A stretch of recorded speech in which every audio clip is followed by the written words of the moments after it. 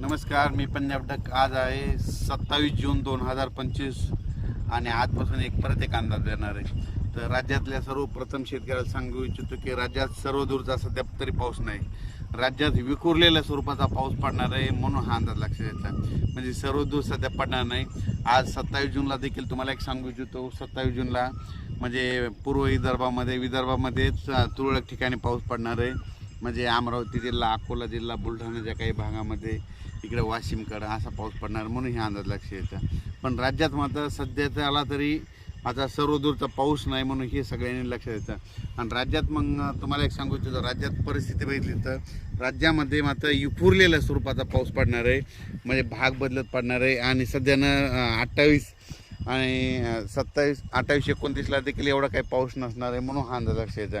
आणि त्याच्यानंतर 29 आणि 30 जूनच्या दरम्यान राज्यामध्ये म्हणजे सांगायचं झालं तर सोलापूर जिल्हा, लातूर जिल्हा, धाराशिव, बीड या भागामध्ये, तिकडल्या भागामध्ये 29-30 तारखेला 29-30 जूनला पाऊस पडणार आहे म्हणून हा अंदाज लक्षात येतो. ते पण विखुरलेल्या स्वरूपात राहणार आहे, भाग बदलत राहणार आहे म्हणून हा अंदाज लक्षात येतं. सर्वदूर काही पडणार नाही म्हणून हे लक्षात येतं. पण राज्यात मात्र सध्या तरी असा विखुरलेल्या स्वरूपाचाच पाऊस पडणार आहे. आणि ते कोकणपट्टीचा मात्र ते पाऊस म्हणजे ते कोकणपट्टीचा आणि तसाच इकडं नाशिकडला ते पाऊस तसं चालूच राहणार म्हणून हे लक्षात घ्यायचं.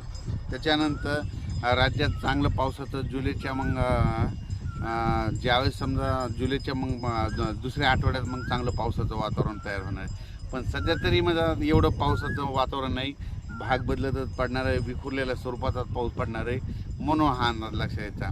म्हणजे त्याच्यामध्ये काय होईल, ज्यांना पेरणी केलेल्याला जीवदान ठरणार आहे म्हणून हे लक्षात यायचं.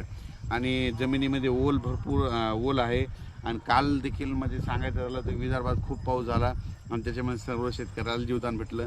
तसाच आता ह्या 2-4 दिवसमध्ये 29-30 तारखेला देखील असाच विखुरलेल्या स्वरूपाचा पाऊस पडणार आहे म्हणून हे लक्षात येतं. आणि ज्यांना पेरलेलं त्यांना जीवदान भेटणार आहे म्हणून अंदाज लक्षात येतं. अचानक वातावरणात बदल झाला तर लगेच एक मेसेज दिला जाईल. त्याच्यानंतर परत एक सांगतो की म्हणजे हे जे आज 27 जूनचा पाऊसमध्ये विदर्भात काही भागात पडणार आहे म्हणून हे लक्षात येतं. त्याच्यानंतर मात्र 29 आणि 30 तारखेचा पाऊस तुम्हाला एक सांगतो इच्छितो. सोलापूर जिल्ह्यामध्ये पंढरपूरकडे देखील असणार आहे म्हणून हे त्यांनी देखील लक्षात यायचं. लातूर जिल्ह्यात देखील पडणार आहे, धाराशिवकडं असणार आहे, नगर जिल्ह्यात काही राहणार, कडा आष्टी बीडकडं म्हणजे कडा आष्टी पाटोदा तिकडल्या भागात देखील पडणार आहे. त्या शेतकऱ्याचे मला बरेच फोन आले, तर आमचं सोयाबीन निघालं, कापसं निघालेत आणि पावसाची नितांत गरज आहे. तर त्यांना सांगू इच्छितो की तुम्हाला 29, 30 आणि 1 तारखेच्या दरम्यान तुमच्या कडा आष्टी बीडकडे देखील पाऊस पडणार म्हणून हे लक्षात यायचं. इकडं पुन्हा त्याच्यानंतर 29, 30 आणि 1 जूनचा पाऊस आटपाडी सांगलीकडे देखील असणार आहे. आणि त्याच्यानंतर कोकणपट्टीत मात्र सगळीकडेच राहणार आहे. पण राज्यात मात्र सर्वदूर पाऊस नाही पडणार, विखुरलेल्या स्वरूपाचा पडणार आहे. त्याच्यानंतर काही ठिकाणी ऊन देखील पडेल, कडक ऊन देखील पडेल. त्याच्यानंतर इगतपुरी, नाशिक आणि नंदुरबारचा हे पाऊस मात्र कायम राहणार आहे म्हणून हे लक्षात यायचं.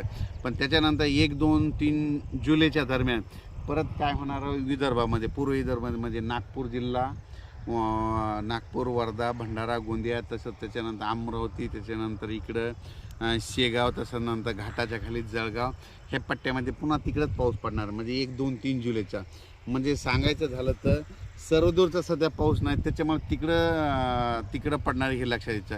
विखुरलेल्या स्वरूपाचा असणार आहे म्हणून ही सर्व शेतकऱ्यांनी अंदाज लक्षात घ्यायचा. अचानक वातावरण बदल झाला, पुन्हा उद्याच्याला एक मेसेज दिला जाईल. धन्यवाद.